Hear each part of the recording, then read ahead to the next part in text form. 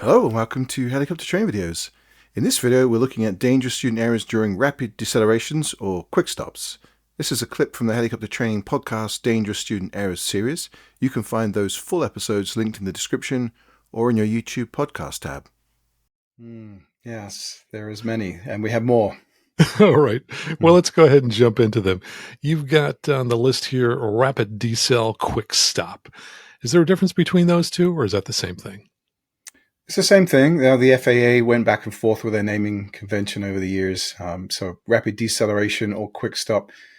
The funny thing is that when you're learning this, you want to do it anything but quick. We want to start nice and slow to start with. It's a maneuver that has a few different purposes. You think about, first of all, what I call using it in anger, which is to stop you from hitting something or to abort a takeoff. And that is where we will use it with a lot more aggressive inputs on the controls. But the other part about the maneuver, it is a great coordination maneuver because you are manipulating the collective, the pedal, and the cyclic all simultaneously, all the right amount, and then reversing that and bringing it all back together and trying to maintain altitude heading, not dropping down. So there's a lot going on. So we certainly want to start this maneuver nice and slow. That's the first part of kind of trying to keep this safe. It's also kind of a precursor to the flare of an auto rotation because there's a lot similar going on there with the nose coming up and then bringing the power in and then leveling the aircraft. And that similarity can come around to bite you, which we'll talk about when we get into the specifics here. So first of all, I said, start nice and slow.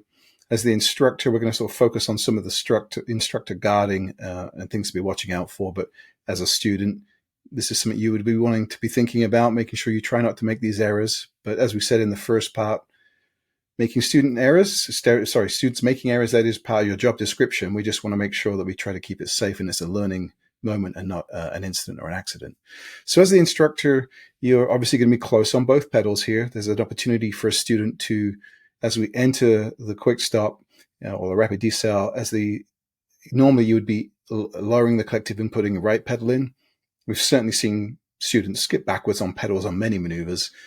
This one's one of the less dangerous errors you could make if you put in the wrong pedal there, but it certainly will throw you and the instructor for a loop if they're not prepared and guarding there. And then when we bring the power back in, when we raise the collective, we need to make sure we're putting that left pedal in again. We want to make sure that the instructor is close enough so that the student is slow in bringing that left pedal in. We don't let the aircraft start to yaw out of control as the torque reaction kicks in. The other thing is going to the collective piece. Excuse me. As we bring the nose up, we're trying to use the right amount of collective, lowering the collective enough so that we maintain the altitude, that we don't balloon, but we also don't drop out through the maneuver. I think that the check ride requires you to maintain the altitude. That's one of the things they're looking for. I would, if I could rewrite the requirements, I would say do not lose any altitude. I think if a student actually came up a little bit, that would be acceptable because you're moving away from the object, hopefully, that you're trying to avoid. When you use this maneuver in anger, you lead with the cyclic because you don't want to hit something. So you're going to pull back on that cyclic as hard as it takes to not hit the thing. Ballooning, well, if it happens, it happens. I don't think that's a particularly dangerous part of it, but we do want to make sure that we are close as an instructor on the collective, both up and down as we progress through this maneuver. If they bring the nose up and they lower the collective too much, the aircraft's going to kind of fall out of the sky whilst losing airspeed. And then we throw ourselves back into this potential for vortex ring state because we go below ETL, we have a descent rate building, and as they raise the collective or you raise the collective to catch that drop, you add the third piece required to get into vortex ring state. So we want to be careful there.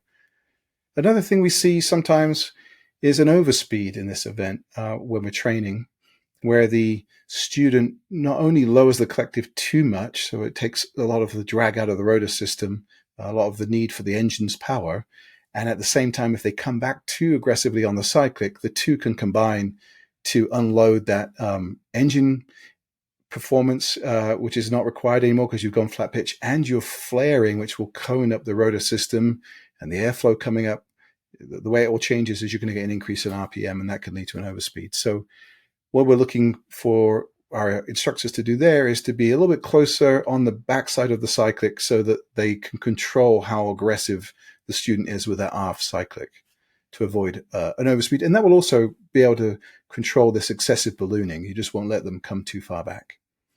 I think students tend to, when they're first learning this maneuver, they may try to lead with one control or the other. We're supposed to be doing all this simultaneously, but I find that if a student's dropping out, they're probably leading with the collective. If they're ballooning, they're probably leading with the cyclic. So we could look at that as a way to work on that maneuver. Then when we've brought the nose up and we've pretty much brought the aircraft to a standstill, hence the quick stop, once we get pretty much to a standstill, we're going to level the aircraft, pushing forward on the cyclic, simultaneously raising the collective and putting in left pedal to hold heading. I would say before we even go any further with that, there's going to be certain days in certain places where you aren't going to be able to maintain an out of ground effect hover. So by trying to do this in those situations, you're automatically going to start falling out the sky or over pitching to stop it. So that's a really important part of your pre-takeoff brief. What is our power limit today? What is our out of ground effect? And what is our expected full throttle position? So that's all part of power management, I would say. And if we have our out of ground effect below where we're operating at the airport today, I would then apply that to the maneuvers. I'd say, okay, so we don't have out of ground effect hover performance immediately when we start the flight today. We are going to do rapid decels. So when we do these rapid decels, we will not come to a complete stop. We will bring it to an almost stop, but we'll keep the aircraft moving forward so we keep some performance on the rotor system and we don't fall out of the sky. So that's one to watch out for if you don't have the performance, is not letting the aircraft actually stop, but keep moving the aircraft forward. And then as they are, so they brought the nose up, the aircraft stopped, almost stopped, and then they're leveling the aircraft with the nose forward and they're raising the collective. Their eyes should be outside. We want to make sure they're watching out for any yaw and everything else, but it can also lead to a student over pitching. They're over pulling on the collective, which can lead to low RPM, which can then lead to the aircraft falling out of the sky. So that comes down to the instructor watching, obviously, the manifold pressure limit, but also having a pretty good feel for what a correct amount of collective is. You know the collective should not come up to the sky. You know roughly where it should be. So you can block before you even see where the manifold pressure is. And in actual fact, the manifold pressure will be in delay anyway. It's not like the collective goes to a position and the manifold pressure immediately jumps to it. The engine's going to kind of trying to maintain the RPMs. There'll be a bit of a delay as the manifold pressure builds up. So you don't want to wait till the RPMs are decaying to intervene there.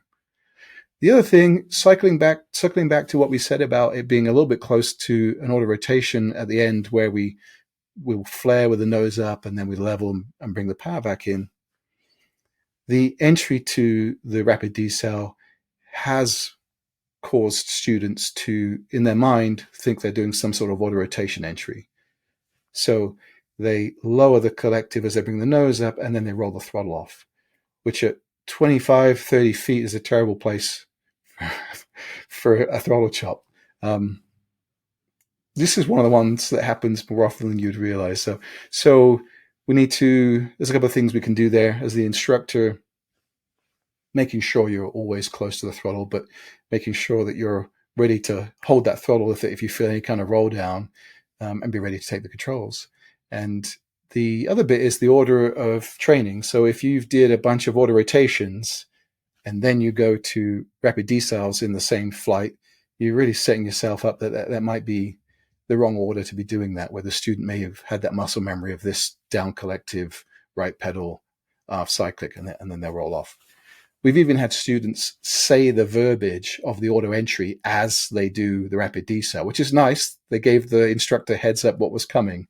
So in their mind, they were in full autopilot of how to do an auto entry. So if this happens, and we do this in our new hire dangerous student errors training in the sim, and we do it somewhat in the aircraft too, we're going to just level the aircraft, try to get the RPMs back, and it will be a sort of semi-powered touchdown running landing. It's kind of what it's going to end up being typically. We just need to make sure we get the aircraft level so that the skids can do their job, and hopefully it won't be any more than a embarrassment instead of spreading the skids, etc. But Robinson they used to talk about in their maneuver guide, a minimum of 25 feet to do this maneuver, partly for that reason, that if things go wrong, you have some room. Also making sure you have tail clearance, which we can talk about an accident in a minute where they didn't have tail clearance and how that works out. The other thing is to watch out for tailwinds as you're doing the air taxis up and down the taxiway. Keep an eye on the windsocks, especially if they're light and variable. The wind shifts on you and you do a rapid decel. It's a very easy way to get yourself into low altitude vortex ring state or a lot of pedal work that you may be behind and then getting the aircraft spinning out of control. So pay attention. I don't do rapid decels with anything more than a few knots of tailwind. We just won't do it. So. And that was one of the things that I was going to ask you about, was kind of doing these on the downwind. Is there any possible way to mitigate that if, for example, you are forced to do that with somewhat of a tailwind, to actually be kind of turning out of the way so that your vortexes go one way and the helicopter is going another way? Yeah, I think one thing to consider is how, there's just two parts to this. One is we often train in air taxis to a rapid decel. They kind of come as a pair in training quite often. But we often do air taxis in straight lines. And we should remember that the aircraft is flying at that point. You can turn the aircraft. You don't have to be stuck straight line. So if you didn't want to just rapid decel, and you could just turn around the object as well. I think we need to, one of the things we try to do in training is apply it. Once we've got the basics, is now let's run it into a scenario. Let's imagine that you're about to take off, for example. You're just starting to get up to speed. You're just bringing the nose up, and a plane that you thought would hold short pulls out in front of you. And you might not hit it, but you don't want to fly low over the top of it. So you do a rapid decel, but now you're 25 feet in front of the plane. The plane's stopped. He has no reverse gear. He doesn't have a way of going backwards. So what do we do here? So we have to train the students how to use this and how to apply it. So we need to think about, well, at that point, instead of coming straight down right next to the plane, we're going to fly the helicopter. We're going to laterally add some right cyclic or left cyclic and maneuver and hover around and try not to put too much downwash near the plane. But it's better than coming straight down in front of it and trying to turn in front of it. You could pedal turn, but that's a pretty high risk for a low hour student to be 25, 30 feet up in the air and trying to do a high power pedal turn away from the wind. It's probably better if they kind of, situation depends, but that's one of the things we try to put these into practical applications. Aborted takeoff, crossing a runway when someone, a plane you didn't see pops out of the clouds, all those kind of, another one is maneuvering the aircraft off airport and then calling out wires, this simulation of spotting wires off airport and stopping the aircraft there. So. Interesting. So when you call wires, you're expecting them to essentially do a quick stop at that point to avoid those wires? Yeah. Anyway, we pre-brief all this so that this isn't a complete shock to them about how we're going to work through some of these scenarios. But yeah. Yeah, and I know that wire strikes are one of the high percentage of accidents that we have in the helicopter industry, which is unfortunate. So regarding the quick stop, I have instructors who have shown me different ways to terminate the maneuver, to the point where I think I probably got confused eventually. Some wanted to kind of stop right in midair and then come straight down from there. Others kind of wanted to go forward while descending. What's the recommended termination of the maneuver? We're at 40 feet, we're done. What is the expectation for an FAA check ride for what you do at that point? Well, I think it really depends on the situation. I think for a check ride, they would expect you to come down with maybe a small bit of forward movement. Certainly if you don't have performance, and you've briefed this that we don't have out of ground effect hover performance, I've shown you the maneuver, and now I'm going to move it slight forward and down just to keep some rotor performance and not get ourselves into an out of ground effect hover that we can't maintain. But then it also depends on how the scenario has been presented to you. So if the examiner says, well, let's imagine a plane has just pulled out at Bravo 6, and then you move this thing forward and down through Bravo 6, you're going to have to explain why you did that. We train it in a variety of ways. It really just depend on what the scenario is that we're trying to recreate. So again, it's not just the maneuver. It's like, how do we apply this? Yeah. Okay. And that's a good question for the DPE if you don't know them, or if if your school doesn't know the DPE, what's the way we're going to do this? How do you want this done? Right.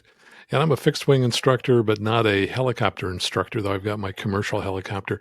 Here's something that occurred to me as you were talking.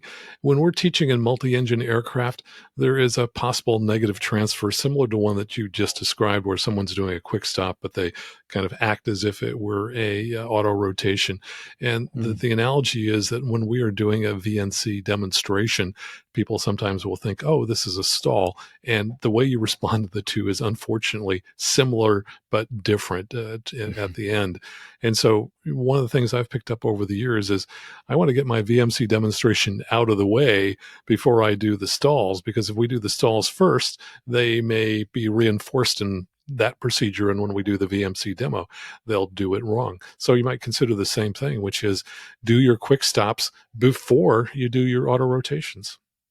Yeah, definitely. Yep. I think order of events, especially with newer students, is really important. Well, before we move on to VRS, you had a story you mentioned you wanted to share.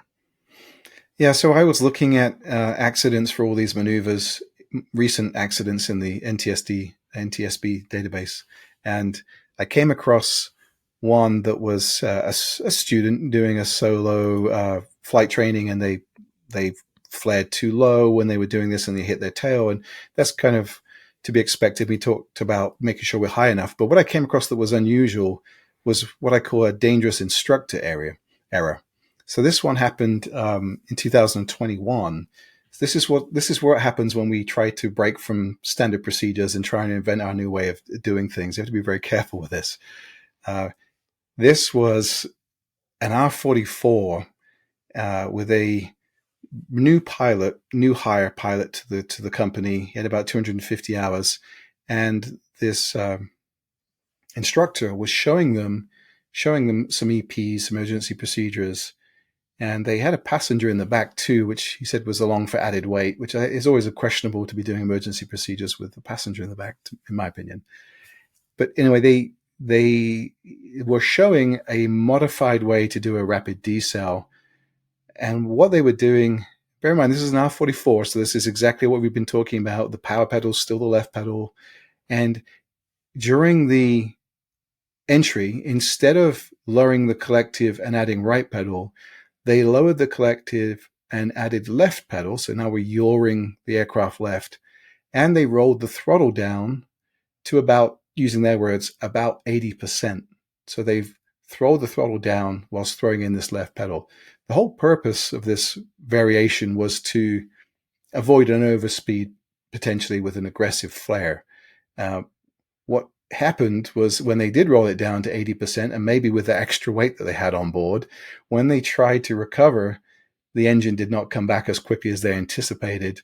And I think the wording was the recovery was not consistent with past recoveries. The rotor RPM was not responding as anticipated. I have done this hundreds of times with no issues whatsoever until we end up rolling over an R-44, trashing the helicopter. Luckily, no one got seriously hurt, but the passenger in the back probably won't want to get in a helicopter again, that's for sure. No. So we've the helicopter industry's worked out these maneuvers a long time ago. The manufacturer has recommendations on how to do it. Be very, very careful trying to experiment with this kind of stuff. So you're saying, in essence, that this flight instructor said, I have done this non-standard maneuver of mine that I've invented hundreds of times, and oops, it didn't go well. Yeah. That's pretty much. Yeah, I think that's the problem, certainly in the fixed-wing world. People are always doing stuff that they haven't been trained to do. The classic one is people do, hey, let's do the low approach and then just pull back really hard. And boy, won't that feel great to zoom straight up. And, people get killed doing this. There's no training for this. People are just making it up.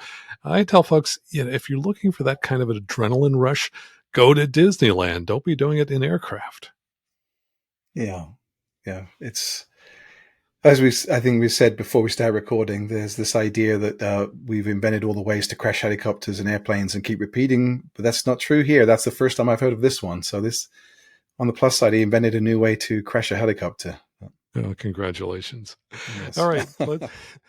This clip was just a small taste of the 3-part Dangerous Student Errors series on the Helicopter Training Podcast.